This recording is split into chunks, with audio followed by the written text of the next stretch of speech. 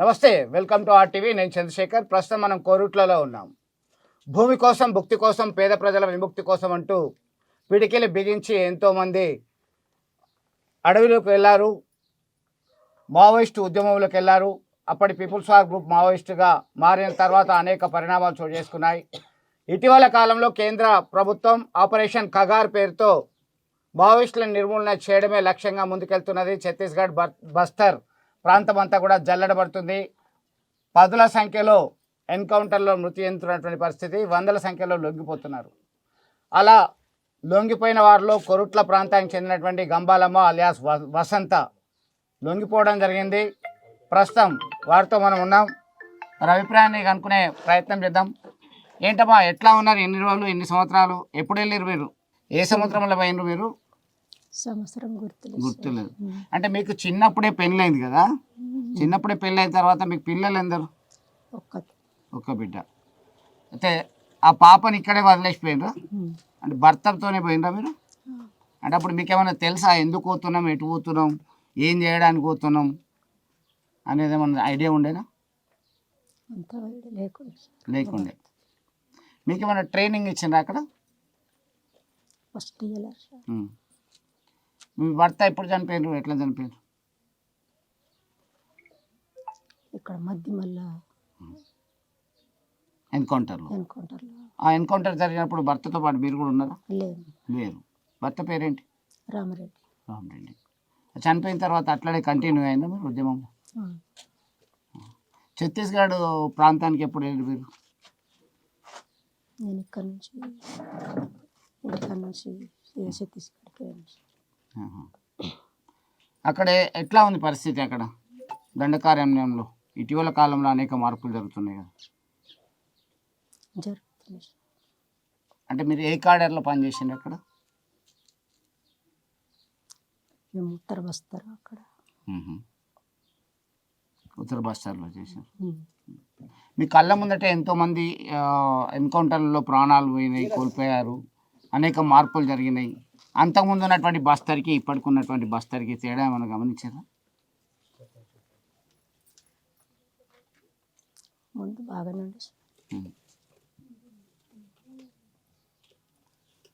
ఇప్పుడు ఎట్లా ఉంది? మీ పాపను 40 సంవత్సరాల తర్వాత చూస్తున్నారు. ఆల్మోస్ట్ మీరు పోయి 40 సంవత్సరాలు అయిపోయింది అనుకుంటా. ఎట్లా అనిపిస్తున్నది? ఇన్ని రోజులు ఈ కుటుంబ సభ్యుల మీద గుర్తుకొచ్చుడు అదంతా ఏమన్నా ఉందా? ఇప్పుడు అక్కడ ఉన్నప్పుడు లేదు సార్. అక్కడ ఉన్న నాయకులతో మీకు ఎట్లాంటి సంబంధాలు ఉన్నాయి? మంచిగా సహకారం ఉందా? అక్కడ పేద ప్రజలకి మీ మార్పు, మీరు వెళ్ళిన తర్వాత మీ మార్కు ద్వారా మార్పు ఏమైనా తీసుకొచ్చారా? ఏం జరిగింది అక్కడ? వ్యవసాయం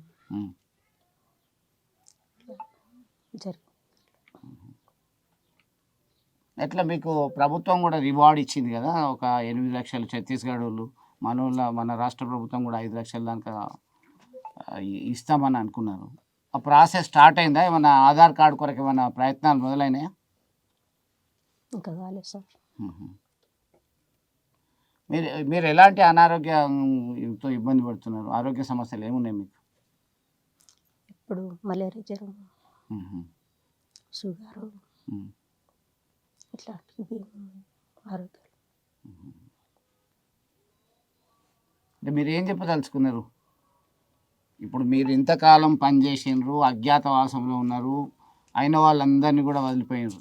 ఇక్కడ బిడ్డ, ఓకే, బిడ్డను, కుటుంబ సభ్యులను, బంధువులను ఎప్పటికీ చాలా సంవత్సరాల తర్వాత చూసిన తర్వాత మీరు గుర్తుపట్టలేని పరిస్థితిలో ఉన్నారు. ఆల్మోస్ట్ మీకు ఒక 65 సంవత్సరాలు ఉంటాయి.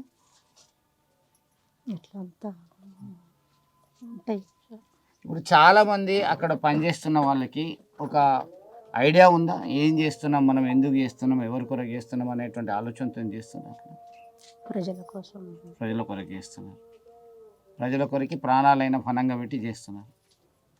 ఇంకా లొంగిపోవడానికి సిద్ధంగా ఉన్న వాళ్ళు కూడా ఉన్నారు అక్కడ. ఆలోచన అంటే మీరు వెళ్ళిన తర్వాత మీరు ఎన్నిసార్లు ఈ ఎన్కౌంటర్ల నుంచి తప్పించుకున్నారు? ఒక 5-6 ఎన్కౌంటర్. 5-6 ఎన్కౌంటర్. టైంకి మీకు ఆహారం దొరికిందా? అసలు నిద్ర అనేది ఉండేనా? ఉండదు.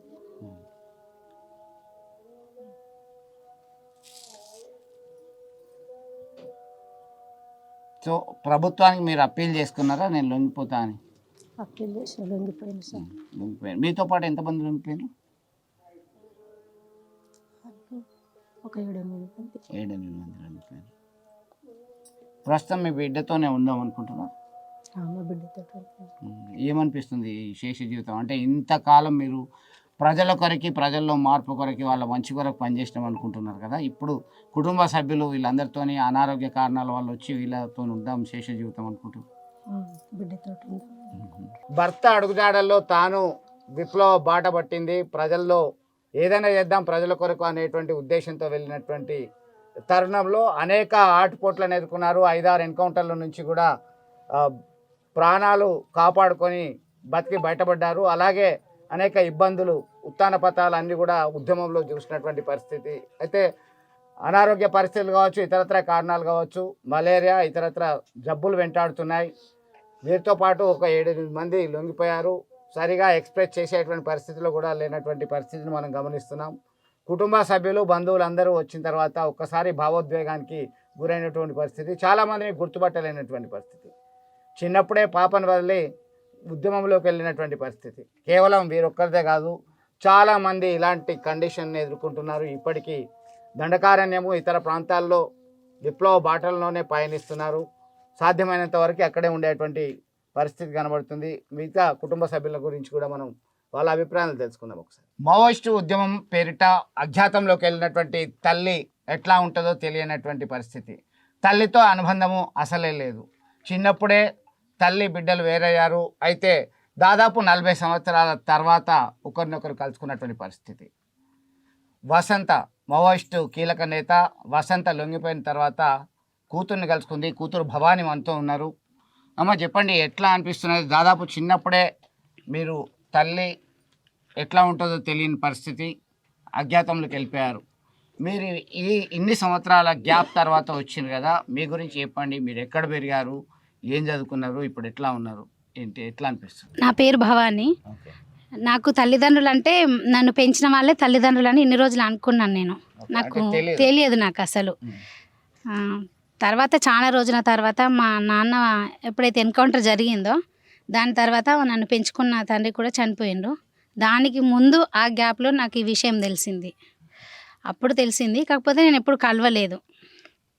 అంటే ఎక్కడ పెంచుకున్నారు? మీకు పెంచుకున్న తల్లిదండ్రులు ఎక్కడ ఉన్నారు? ఇక్కడే, ఇక్కడే ఇంట్లో. బాంబే అటు సైడ్ వెళ్ళినట్టున్నారు కొద్ది రోజులు. ఆ విషయం నాకు తెలియదు. ఇక్కడే చదువుకున్నారు, ఇక్కడే ఉన్నారు? ఇక్కడే ఉన్నా. ఓకే. ప్రస్తుతం ఎక్కడ ఉంటున్నారు? వరంగల్ డిస్ట్రిక్ట్ పరకాలలో ఉన్నారు. అంటే అమ్మ ఉన్నారు, వాళ్ళు వేరు వీళ్ళు వేరు అనే విషయం మీకు ఎప్పుడు తెలిసింది? నాన్న ఎన్కౌంటర్ తర్వాత నన్ను పెంచుకున్నటువంటి మా డాడీ చెప్పారన్నట్టు. ఓకే. అంటే నాన్న చివరిసారిగా ఎన్కౌంటర్ అయిన తర్వాత చూసిందా? అప్పుడు చూడలేదు నేను. తీసుకొచ్చారు, అప్పుడు చిన్నగా ఉండేది. అమ్మను ఫోటోలు కానీ అది కానీ చూడలేదు నేను ఎప్పుడు. ఎట్లా ఉన్నారు ఇప్పుడు? చాలా గ్యాప్, ఒక సినిమా స్టోరీ లాగా ఉంది ఇదంతా కూడా. మీకు తెలియనప్పుడే తల్లి లేరు, అసలు ఉన్నారా లేరా అనేది తెలియదు. పెంచుకున్న వాళ్ళే తల్లిదండ్రులు అనుకున్నారు. ఆ తర్వాత నాన్న ఎన్కౌంటర్, రామరెడ్డి ఎన్కౌంటర్ అయిన తర్వాత తెలుసు. ఇప్పుడు ఎట్లా అనిపిస్తుంది? మీ ఫీలింగ్స్ ఏంటి? చాలా సంతోషంగా ఉంది. అంటే ఇట్లాంటి రోజు ఒకటి నా జీవితంలో వస్తుందని అనుకోలేదు నేను ఎన్నడూ కూడా. చాలా హ్యాపీగా ఉంది. ఇప్పుడు తల్లి మీతోనే ఉంచుకుందాము, అట్లనే చూసుకుందాం అనుకుంటున్నారా? ఇప్పుడు ఎట్లా? నాతోనే ఉంచుకుందాం అనుకుంటున్నాను. అంటే మీకు ఎన్ని రోజుల నుంచి మీకు తెలిసింది విషయం? అమ్మ ఇట్లా వస్తున్నది, నన్ను కలవబోతుంది, నేను కలవబోతున్నా, అమ్మతో కలుస్తాను అసలు అనేటువంటి విషయం మీకు ఎప్పుడు తెలిసింది? మార్చి 7th రోజు కాల్ వచ్చింది సార్ నాకు. ఓకే. దానికి ముందు కొంచెం మమ్మల్ని వేరే వాళ్ళు అడగడం అట్లా చేశారు. అట్లనే ఫేక్ కాల్ అనుకున్నాం ఫస్ట్. నమ్మలేదు. ఎవరు అడిగారు? ఏమని అడిగారు? అంటే అమ్మ ఇక్కడ ఉంటుంది అంటే అంటారు కదా అట్లా అని మరి ఏమో చెప్పలేము, నమ్మేటట్టు ఉండదు కదా పరిస్థితి అని మేము ఫస్ట్ నమ్మలేదు కాల్ చేసిన వాళ్ళని కూడా. తర్వాత మాకు ఒక విలేకర్ BBC news channel GVK Prasad sir call చేశారు. అప్పుడు మాకు డైరెక్ట్గా అమ్మతో కాన్ఫరెన్స్ కల్పించారు సార్. అప్పుడు అమ్మ నాతో మాట్లాడిన తర్వాతనే నేను నమ్మాను. అమ్మ వస్తా అని చెప్పిందా, నేను ఇక్కడికి వస్తా బిడ్డ అని చెప్పిందా కాన్ఫరెన్స్ కాల్లో? మాట్లాడి నన్ను తీసుకెళ్తారా అని అన్నది ఫస్ట్, ఈ మాట అన్నది. ఓకే. అంటే వాళ్ళు నమ్మలేదంటే తీసుకెళ్లరో ఇన్ని సంవత్సరాలు అయింది కదా వదిలిపెట్టి వచ్చి, నన్ను ఫ్యామిలీ యాక్సెప్ట్ చేస్తుందో చేయదో అని అనుకున్నది. అసలు ఉన్నారో లేరో తెలియదు, ఎట్లా ఉంది ఇప్పుడున్న సిచ్యువేషన్ అని అనుకునే డౌట్. కానీ మా ఫ్యామిలీ అందరూ ఆమె కోసం చూసిన అన్న విషయం ఆమెకు తెలియదు. అంటే ఖచ్చితంగా తీసుకొస్తాం నిన్ను, అంటే వెంబడే కాకుండా టైం పడుతుంది కావచ్చు మేము రావడానికి అని చెప్పి నేను ఇమ్మీడియట్లీ మా అన్నయ్య వాళ్ళకి కాల్ చేసిన. ఇక్కడ మా పెద్దనాన్న వాళ్ళ కొడుకులు మా బావ వాళ్ళు ఉంటారు, వాళ్ళకి కాల్ చేసి చెప్పాను. చెప్తే సరే అని నేను అక్కడ నుండి ఇక్కడికి వచ్చాను కొరుట్లకి, పరకాల నుండి మా హస్బెండ్ నేను ఇద్దరం వచ్చినాము. వచ్చి వీళ్ళతో డిస్కస్ చేసి మేము ఒక 2 వెహికల్స్ తీసుకొని వెళ్ళాం సార్ అక్కడికి. కానీ వెంబడే పంపించాం, మేము అప్లికేషన్ పెట్టుకోమని చెప్పిండ్రు. అక్కడ మేము కలిసాం. ఫస్ట్ మమ్మల్ని ఎవరిని ఫస్ట్ ఐడెంటిఫై చేయలేదు. వీళ్ళంతా ఇంకా నన్ను అసలు చూడలేదు కదా, వీళ్ళైతే చూసిన వాళ్ళే కదా, అయినా వాళ్ళని కూడా ఐడెంటిఫై చేయలే. తర్వాత ఒక 2-3 టైమ్స్ వాళ్ళ పేర్లు చెప్పిన తర్వాత అప్పుడు మళ్ళీ గుర్తుపట్టింది అన్నట్టు. గుర్తుపట్టి సరే మీతో నన్ను తీసుకెళ్ళండి, వస్తా నేను సిద్ధంగా తీసుకెళ్తామని మేమే చెప్పినాం. తీసుకెళ్ళడానికే వచ్చినాము, తీసుకెళ్ళడానికి వచ్చినామని చెప్పిన తర్వాత సార్తో మాట్లాడినాం. మాకు అక్కడ ఎస్పీ సార్ కూడా చాలా హెల్ప్ఫుల్గా ఉన్నారు, ఫేవరబుల్గా ఉన్నారు, మంచిగా మాకు సహాయం చేశారు. అప్లికేషన్ పెట్టుకున్న తర్వాత మళ్ళీ మేమే మీకు కాల్ చేస్తామని చెప్పారు. మేము ఒక 15 days తర్వాత కాల్ చేసాం. ఓకే ఇంకా 1 week టైం పడుతుందని చెప్పారు.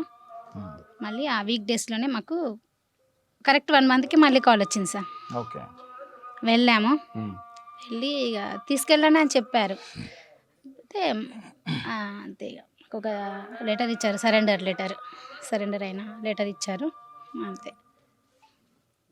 ఓకే. ఇప్పుడు సరిగా చూసుకుంటే మంచిగా ఉంటాము, హ్యాపీగా ఉంది అంటారు. అంతే సార్. ఓకే. సో మొత్తానికైతే చాలా హ్యాపీగా ఉన్నటువంటి పరిస్థితి మనం గమనించవచ్చు.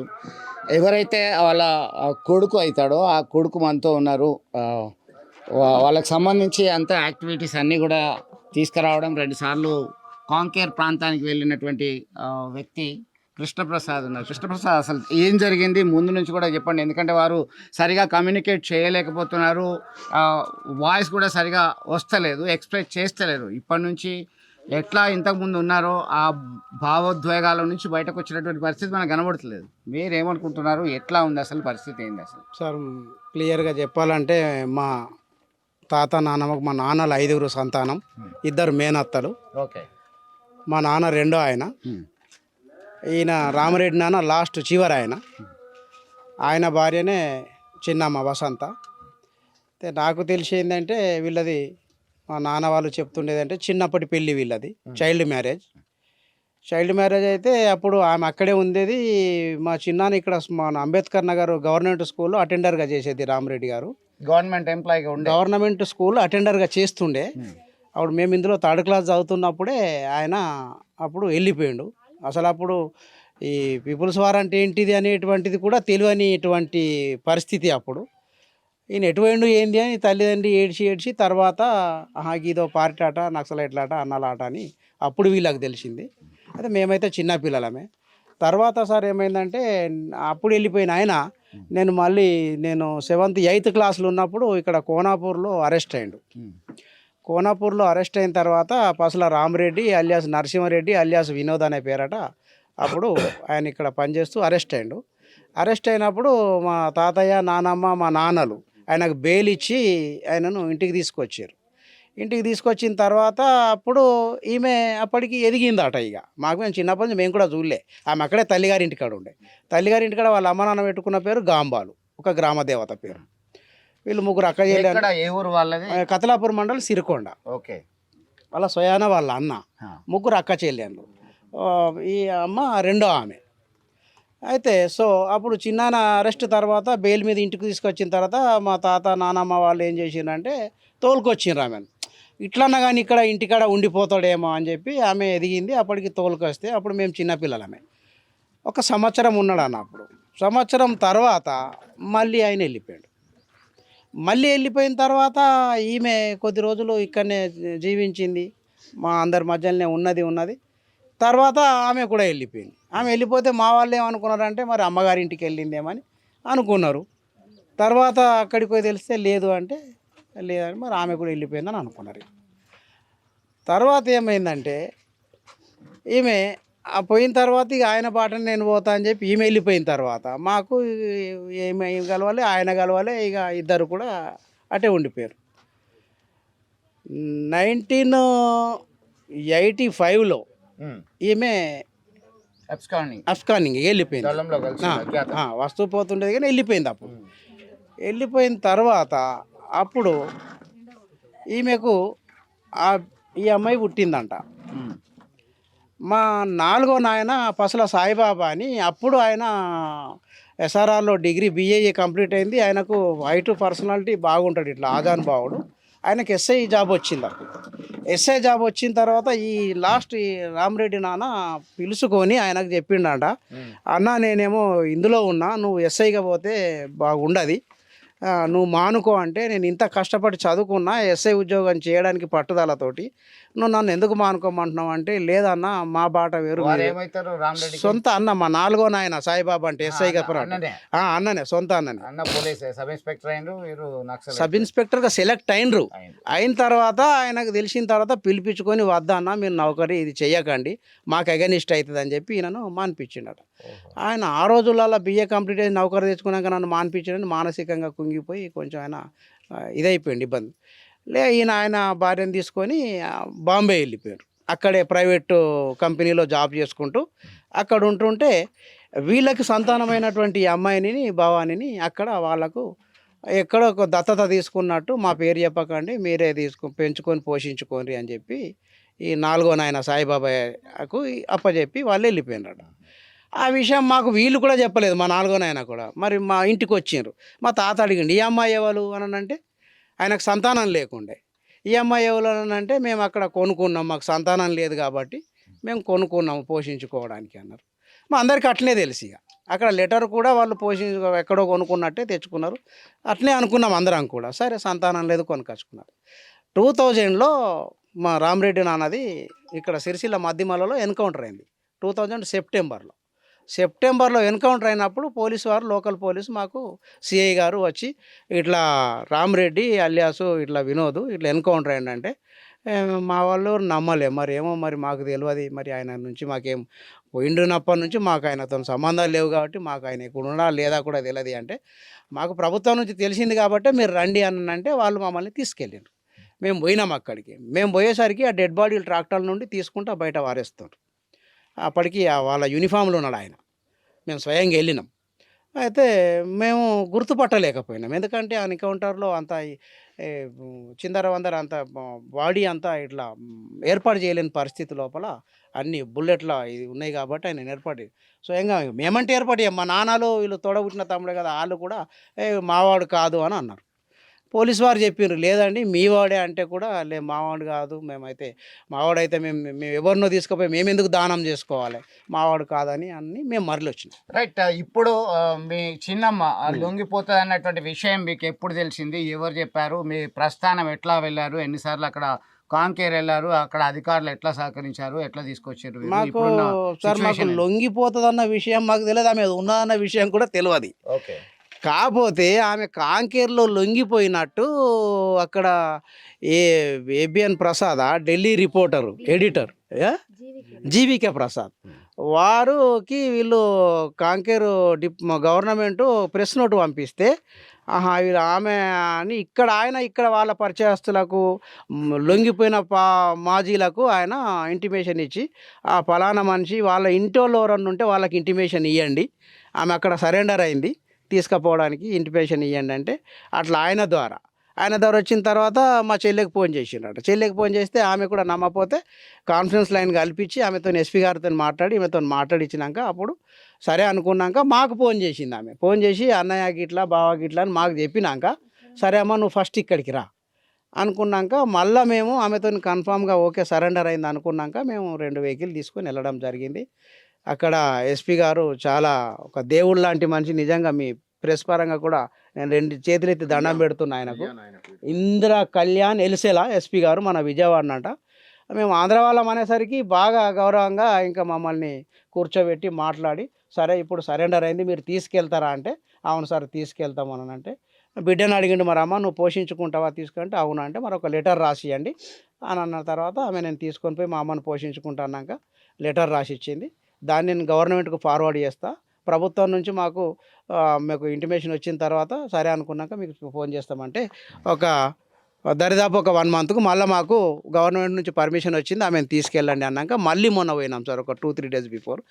పోయిన తర్వాత మళ్ళీ ఎస్పీ గారిని కలిసినాం. అప్పటికి వారికి డిఐజీ ప్రమోషన్ వచ్చింది. కూర్చోబెట్టుకున్నారు.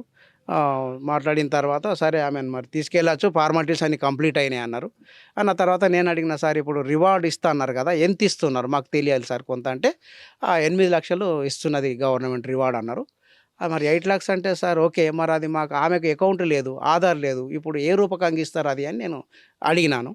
అడిగితే ఆమెకు ఫస్ట్ ఆధారు తీసి రెసిడెన్సీ తీసి మీరు బ్యాంక్ అకౌంట్ ఓపెన్ చేసి నాకు వాట్సాప్లో చేస్తే నేను పోస్ట్లో చెక్ పంపిస్తాను ఆమె పేరటే అన్నాక, సార్ ఆమె దగ్గర ఎటువంటి సర్టిఫికెట్ లేదు, ఏమి ఎవిడెన్స్ లేదు కాబట్టి మేము ఆధార్ ఎట్లా తీయాలా, మరి దయచేసి మీ దగ్గర సరెండర్ అయింది కదా, సరెండర్ అయినట్టు మాకు ఒక లెటర్ ఇవ్వండి, ఆ లెటర్ కూడా మీ చేత్తో ఇస్తే మాకు ఒక ప్రూఫ్ ఉంటుంది, రేపు అక్కడ వచ్చి ఎవరన్నా ఆమెను ఇబ్బంది పెట్టినా కానీ కూడా ఎస్పీ గారి దగ్గర సరెండర్ అయిందని మేము చూపించుకుంటాం సార్ అనేసరికి సారు సరే ఓకే అని అలా డిపార్ట్మెంట్కి చెప్పి లెటర్ రెడీ చేయించి, మీరు భోజనం చేసినట్టు చేయలే అంటే వాళ్ళ డిపార్ట్మెంట్ వాళ్ళను పంపించి వీళ్ళకి మంచి భోజనం పెట్టించిండ్రు అంటే మమ్మల్ని దొరకపోయి మంచి భోజనం పెట్టించిండ్రు.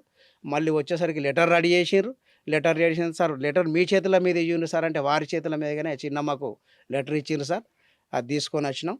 ఇక మేము ఇక్కడ మరి రేపు రెవెన్యూ వాళ్ళను కలిసి మరి ఆమెకు ఒక రెసిడెన్స్ సర్టిఫికేట్ తీసుకొని ఆధార్ కొరకు ప్రయత్నం చేస్తే ఆధార్ ఇల్లు ఇదే ఇల్లు అయితే 5430 హౌస్ నెంబరు. మా చెల్లి హౌస్ ట్యాక్స్ కూడా కడుతుంది. అయితే ఆమె ఇక్కడ ఉండదు కాబట్టి ఇది కూలిపోయే పరిస్థితి అయిపోయింది సార్. మీరు కూడా మీ ప్రెస్ పరంగా కూడా మాకు గవర్నమెంట్కు కొంచెం అవసరం అంటే కలెక్టర్ గారి దగ్గరికి కూడా మేము వెళ్ళి రిక్వెస్ట్ చేస్తాం. ఏంటంటే ఈమెకు ఫస్ట్ ఆధార్ కావాలి, ఆధార్ తర్వాత రెసిడెన్స్, ఆధార్ అయిన తర్వాత బ్యాంక్ అకౌంట్ తీస్తే అది అక్కడికి పంపిస్తే వారు మాకు చెక్ పంపుతున్నారు సార్. నిన్న మళ్ళీ ఇంకా ఇక్కడ లోకల్ వాళ్ళు కూడా వచ్చిరు, మా డిఎస్పీ గారు సిఐ గారు కూడా వాళ్ళు కూడా పిలిపించుకున్నారు.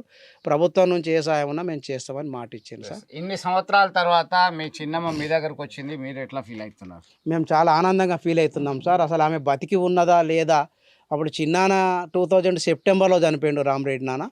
అసలు అప్పుడే వస్తుందని ఆశించినాం కానీ రాలేదు ఆమె. మొన్న గిట్లా అని తెలిసేసరికి మేమంతా అంటే సంతోషంతో మాకు ఏడుపు వచ్చింది, ఆహా బతికున్నదా, బతుకుంటే మేము అందరం కలిసి మేము పోయి ఏమన్నామంటే, అమ్మ ఇంత పెద్ద కుటుంబం మా నాన్నలంతా చనిపోయారు కానీ మా అందరం మేము తినేటిదేదో మేము నీకు పెట్టుకొని మేము పోషించుకుంటామమ్మ, నువ్వు మాతో వచ్చేసి అంటే ఆమెకు కూడా కొంత ధైర్యం వచ్చింది. మేము పోకముందు అట్లా లేకుండే, ఇంకా మేము పోయిన తర్వాత ఆమె కొంచెం ఆనందంతో ఇంకా కొంచెం సంతోషమైంది. ఇప్పుడు ఆమెను మా కుటుంబం అందరి లోపల మేము నాన్నలు 5 సంతానం అవుతున్నాం, మా అందరి లోపల ఆమెను కూడా మేము పోషించుకుంటామని చెప్పి. ప్రస్తుతం మనం చూస్తున్నటువంటి ఈ నివాస గృహమే ఆ పూర్వంలో ఇక్కడే ఉన్నారు, ఇక్కడ ఉన్నటువంటి సమయంలోనే వారితో అనుబంధం ఉండేది ఆ పాప. దీనిలో భాగంగా వీళ్ళు లొంగిపోయింది వసంత, గంబాలంబ అలియాస్ వసంత లొంగిపోయి వచ్చారు అన్న తర్వాత ఈ చుట్టుపక్కల వాళ్ళందరూ వీరితో అనుబంధం ఉన్నటువంటి వాళ్ళు, వీరి గురించి తెలిసిన వాళ్ళందరూ కూడా చూడడానికి వచ్చారు. గత 2 రోజుల నుంచి ఇదే పరిస్థితి ఉంది. ఒక భావోద్వేగ పరిస్థితి అయితే మనకు కనబడుతుంది. అనురాగం, ఆప్యాయత అన్నీ కూడా దూరమైనటువంటి ఈ క్రమంలో అందరూ వచ్చి మేము ఉన్నాము, నీకు తోడుగా ఉంటాము అనే భరోసా కల్పిస్తున్నటువంటి సమయం దీనిలో మనం చూస్తున్నాం. ప్రత్యక్షంగా వీరికి ప్రభుత్వం నుంచి రావాల్సినటువంటి ఎక్స్గ్రేషియా వచ్చేటువంటి పరిస్థితికి ప్రయత్నాలు జరుగుతున్నాయి. తోడబుట్టిన సోదరుడు ఉన్నారు, మీరు ఎంతమంది ఉన్నారు? మీ చెల్లె కదా, మీ చెల్లె మీతో పాటు ఎంతమంది మీరు కుటుంబ సభ్యులు ఉన్నారు? మీరు ఎప్పుడు పోయింది, మీరు ఎప్పుడైనా కలిసే ప్రయత్నం చేసినరా, ఏంటి అసలు పరిస్థితి? మీ పేరేంది? నా పేరు రాజు. ఎక్కడ ఉంటారు మీరు? సిరికొండ. ఏం పని చేస్తారు? ఏం పని చేస్తారు? బీఆర్. ఎట్లా ఒక ఆలోచించారా చెల్లె గురించి, ఎట్లా ఉంది, ఎక్కడ ఉంది అని? ఎక్కడున్నాను తెలియదు సార్, పోయింది అనుకొని తెచ్చి తిన్నాను నుంచి. ఏనాడు పోయిందో ఇంటి నుంచి ఆడ నుంచి మాకు సరిపోయిందనే గుర్తు, కానీ ఇంకోటి ఉన్నది తలములు అన్నది తెలియదు మాకు, ఇక ఏది తెలియదు. మన నాని చచ్చిపోయినా మా అమ్మ మీరే చచ్చిపోయినా ఇద్దరా అన్న చెల్లెలు? ముగ్గురు చెల్లెళ్ళు ఒక్కనే అన్నాను, నలుగురం అన్నట్టు. ఇంకో ఇద్దరు చెల్లెలు ఎక్కడ ఉన్నారు? ఆ? ఇంకా ఎక్కడ ఉన్నారు? చిన్న ఆమె. ఇంకో చెల్లె కలిగొట్టాలి. పెద్ద ఆమె. ఓకే. సో మొత్తానికి ఇప్పుడు అందరు కలిసిండ్రు, ఒక కుటుంబ సభ్యులందరూ. ఏమనిపిస్తుంది? ఇప్పటికైతే మంచి సంతోషం అనిపిస్తుంది. వీళ్ళందరూ కూడా కుటుంబ సభ్యులు, ఈ అక్క చెల్లెళ్ళు అందరూ ఉన్నారు. వీళ్ళని కలిసినటువంటి పరిస్థితి. అలాగే వాళ్ళ సోదరుడు ఉన్నారు. మీరు చెప్పండి అమ్మా, ఎప్పుడు చూసిన చివరిగా ఏమనిపిస్తుంది? ఇప్పుడే చూసినాం సార్. ఎన్ని రోజులు అయింది? 40 ఏళ్ళు అయిందా? ఏమో సార్ తెలియదు కదా, ఇప్పుడే చూసినాం. చనిపోయింది అనుకున్నాం, ఇప్పుడే పుట్టినట్టు చూసినాం సార్. మళ్ళీ కొత్తగా వచ్చినట్టు పుట్టినప్పుడు సార్ అమ్మ మీరు చెప్పండి. సార్ నేను ఆమె ఓంగ చిన్నపిల్ల, నా పేరు మమత. ఆమె ఓంగ నేను చిన్నపిల్లని, నాకు ఎక్కువ తెలియదు సార్. కానీ ఆమె నాకు ఎట్లా ఉంటుంది అన్నది తెలియదు, ఇప్పుడే చూసిన ఇక్కడికి వచ్చిన తర్వాత. అంతే సార్. మొత్తం మీద చూశారు కదా, ఇక్కడైతే ఒక ఉద్విగ్నభరితమైనటువంటి పరిస్థితి కనబడుతుంది. తన ఉన్నారా లేరా, అసలు ఎక్కడున్నారు, ఎలా ఉన్నారో తెలియనటువంటి పరిస్థితి. అనుకోకుండా ఒకరోజు లొంగిపోవడానికి సిద్ధంగా ఉన్నారు, మీరు తీసుకెళ్ళగలుగుతారా అనే ఫోన్ కాల్ వచ్చింది. కాన్ఫరెన్స్లో అటు పోలీస్ అధికారులకి వీరికి మధ్య జరిగినటువంటి సంభాషణ ఆధారంగా 2 సార్లు కాంకేర్ వెళ్ళారు, అక్కడ పోలీస్ అధికారులను కలిశారు. ఇదంతా కూడా చూస్తుంటే మాకు ఆ తల్లి ఉన్న విషయమే మొన్న తెలిసింది, వస్తుంది అన్నటువంటి విషయం తెలియగానే చాలా ఉప్పొంగిపోయింది అని చెప్పి కూతురు, తమ చిన్నమ్మ ఉంది, సోదరి ఉంది అని ఆ అక్క చెల్లెళ్ళు, ఆ తమ్ముడు అంతా అందరూ కూడా, ఆ గ్రామస్తులు, ఆ పరిసర ప్రాంతాలందరూ కూడా ఒక ఆనందభరితమైనటువంటి క్షణాలను అయితే అనుభవిస్తున్నటువంటి పరిస్థితి. విడుదల సుమంత్తో కలిసి చంద్రశేఖర్, RTV, కోరుట్ల నుంచి. మరిన్ని వీడియోస్ కోసం ఛానల్ ని సబ్స్క్రైబ్ చేయండి. లేటెస్ట్ అప్డేట్స్ కోసం వాట్సాప్ ఛానల్ ని ఫాలో అవ్వండి. ఆ లింక్ డిస్క్రిప్షన్ లో ఉంది.